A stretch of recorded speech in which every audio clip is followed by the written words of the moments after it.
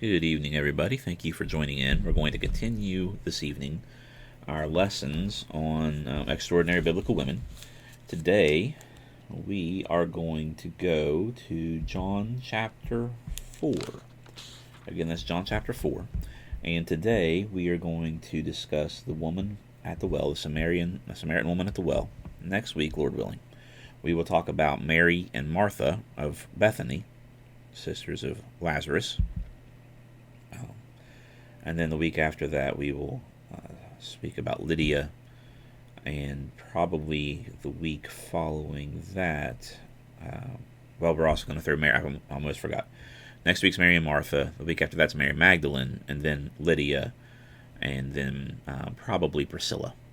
So we're coming to a close on this series of lessons that we started way back when. I've enjoyed going over these things. I hope you've enjoyed them as well. I'm not sure what we will talk about next time, but we'll come up with something. If you turn to John 4, we're going to read several of the verses of this chapter, and actually we're going to read most of this chapter, in fact.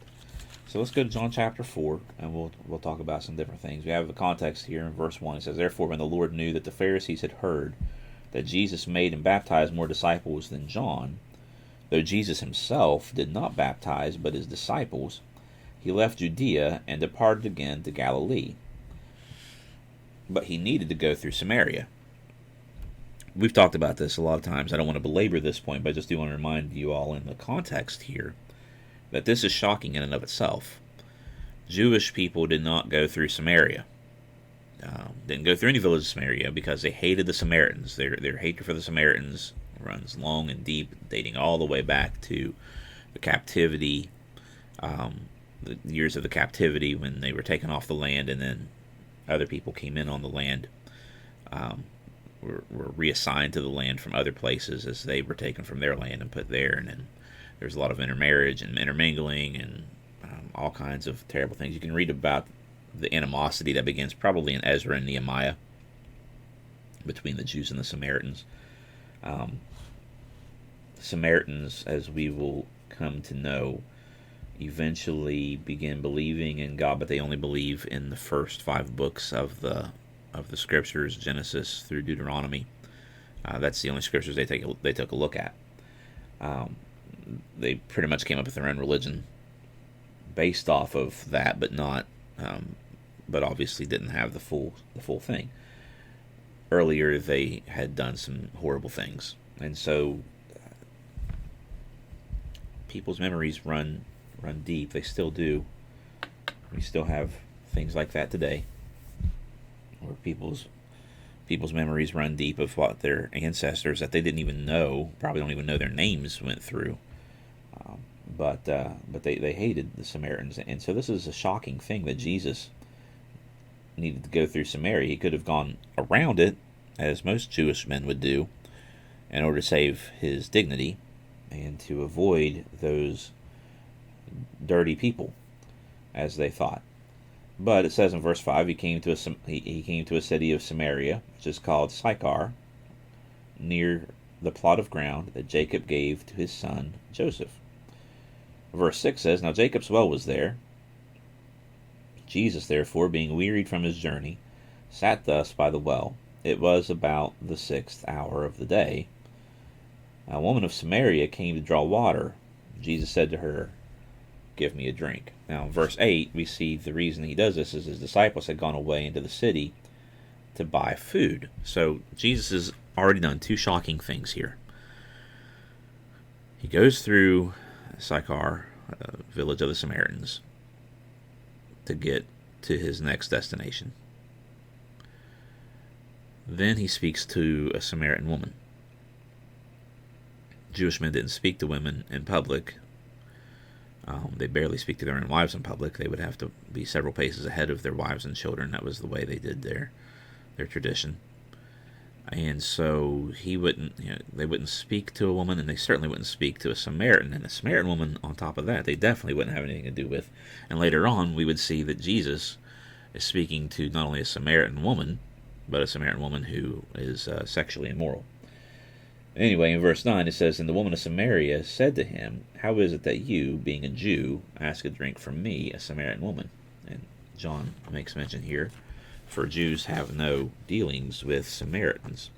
So the woman was shocked that Jesus would even speak to her. That's a great way to start a conversation, is shocking someone. Doing something unexpected. That doesn't mean doing something crazy, but something that's unexpected. So in verse 10, Jesus answered and said to her, If you knew the gift of God, and who it is who says to you, Give me a drink, you would have asked him, and he would have given you living water. Well, we could get into what it all means that Jesus is saying here. That's not our point of this evening's lesson. I want us to focus in more on the Samaritan woman. But it is important to know what he's telling her. He's already shocked her because he's a Jewish man coming through their village. That doesn't happen very often. And he's speaking to her, Samaritan woman. That never happens. And he meets her at the well. So Jesus does what Jesus always does. He meets people where they are, and he says, Give me a drink. Now, the purpose in Jesus speaking to this woman was not specifically just to get a drink. Yes, he was thirsty. And yes, he did want a drink. But he was going to use this as a way of showing her need for him. And so he says, if you would have known who was asking you, give me a drink, you would have asked him, and he would have given you living water. What does living water mean? Well, water's not really alive, but the phrase means water that's not stagnant, water that will quench your thirst. It's not going to cause you to be sick. It's constantly moving, and it goes out and it produces life, helps to produce life. Interesting enough, Jesus is called the light of the world, and Jesus gives us living water. So think about that. We know in biology and herbology, I guess, or botany, whatever you want to call that, whatever one's the right term. You have to have sunlight. You have to have water to have life. And the Bible shows us that Jesus is the light, and he is the one who gives the water, and it's only through him that we have life. Just something I thought that I would throw out there. But anyway, verse 11, the woman's a little bit confused. She doesn't understand his analogy, or that he's even making an analogy at this point. She said to him, Sir, you have nothing to draw with, and the well is deep. Where do you get that living water? And then she says something that kind of shows that she's treating Jesus flippantly. In verse 12, it says, Are you greater than our father Jacob, who gave us the well and drank from it himself, as well as his sons and his livestock? She's probably approaching him flippantly. She doesn't know who Jesus is. She doesn't understand what's going on here. The whole idea of living water, that's beyond her at this point. And here's this Jewish man who's saying these things, and she's not a fan of Jews, just as Jews aren't a fan of her as a Samaritan and as a woman. So she's approaching Jesus the same way she would approach any other Jewish person at this point. But Jesus does not stoop down and berate her for being a Samaritan, being a woman, and later on even for her sinful ways. He doesn't excuse them, but he doesn't berate her. And he says in verse 13, whoever drinks of this water, and the water that you're pulling out of the well, they're going to go thirsty again. In fact, they could be thirsty within a few minutes. But whoever drinks of the water that I shall give him will never thirst. But the water I shall give him will become in him a fountain of water, springing up into everlasting life. The woman said to him, Sir, give me this water that I may not thirst, nor come here to draw. She's still not catching the analogy. It's understandable. And Jesus said to her, Go call your husband and come here. He's already done two things to grab her attention. This is the third. The woman answered and said, I have no husband. And Jesus said to her, You have well said, I have no husband. For you have had 5 husbands, and the one whom you now have is not your husband, and that you spoke truly. Verse 19, the woman said, Sir, I perceive that you are a prophet. He does 3 things to get her attention. Maybe 4, but he speaks to her, a Samaritan woman. And then he shocks her with this analogy. And now he's telling her about her life that no one would have known that didn't know her. And Jesus obviously had never met her before. So it catches her attention, and now she realizes this man is a prophet. And she begins to talk to him about things that she knows, even though they may not be so.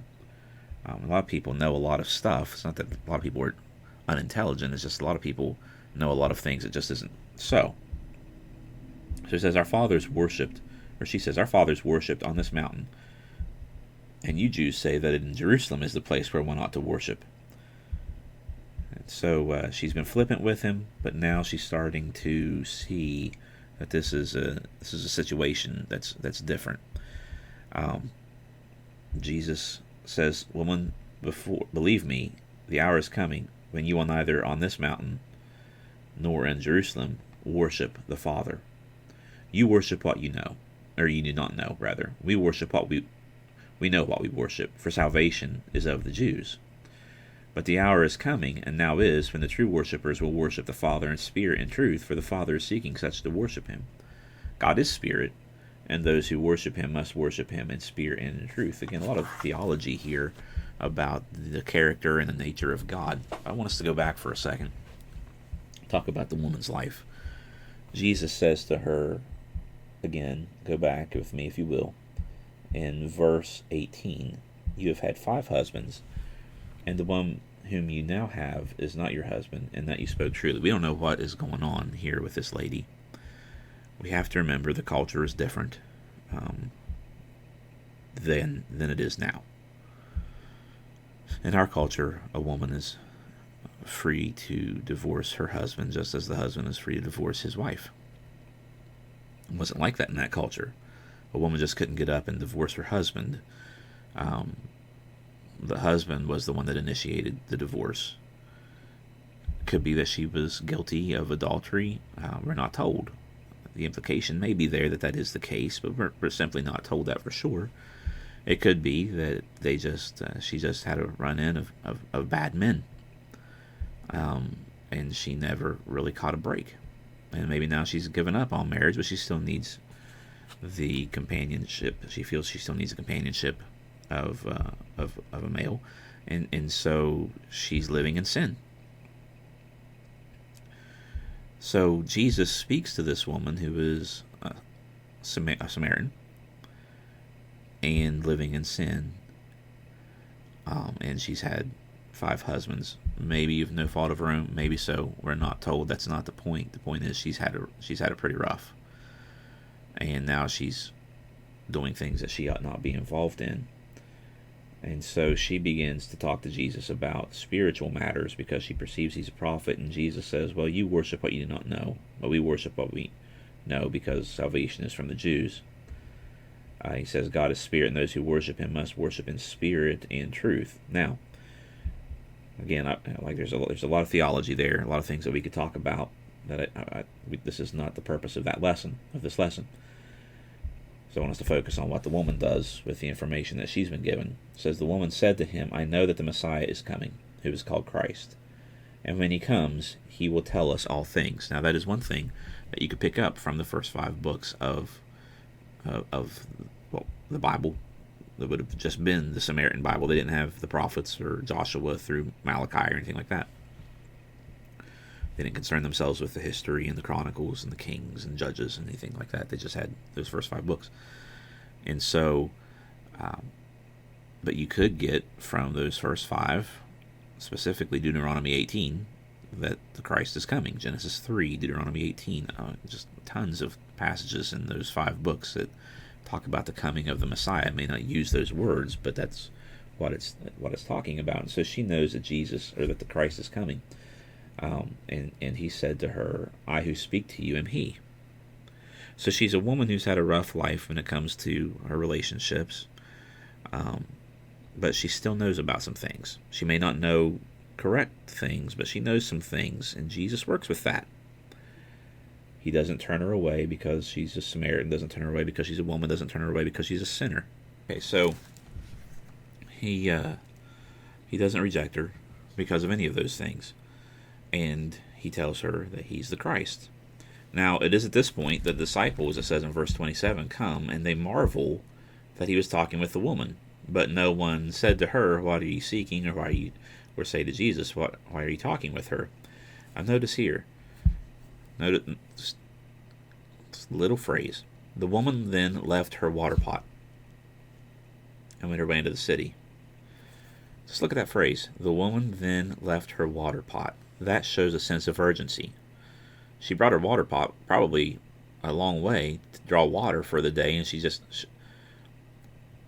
so excited about the things that she's heard that she leaves her water pot there. But she goes and tells the men, and she also tells us she's going to return. Verse 29, we see that confirmed. Come and see a man who told me all things that I ever did. Could this be the Christ? So she goes and she starts talking to people about Jesus. Then they went out of the city and came to him. In the meantime, his disciples urged him, saying, Rabbi, eat. And he said, I have food that which you do not know.